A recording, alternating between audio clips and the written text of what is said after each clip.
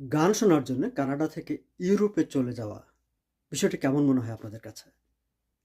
কিন্তু বাস্তবে তাই ঘটছে। মার্কিন যুক্তরাষ্ট্রের জনপ্রিয় সঙ্গীতশিল্পী টেইলর সুইফটের গান শোনার জন্য কানাডিয়ানদের উল্লেখযোগ্য একটা অংশ এখন ইউরোপমুখী হয়েছে। আগামী নভেম্বরে টরন্টোতে তার ৬টি শো হবার কথা রয়েছে, কিন্তু সেই শোয়ের টিকিট যেদিন অ্যানাউন্স করা হয়েছে যে কনসার্টটি টরন্টোতে অনুষ্ঠিত হবে তার একদিনের মধ্যেই পুরো টিকিট শেষ হয়ে গেছে। এখন অবশ্য কোথাও কোথাও রিসেল হচ্ছে সেই টিকিটগুলো, এবং সেই টিকিটের দাম এখন অলমোস্ট $3000 হয়ে গেছে। অপরদিকে ইউরোপে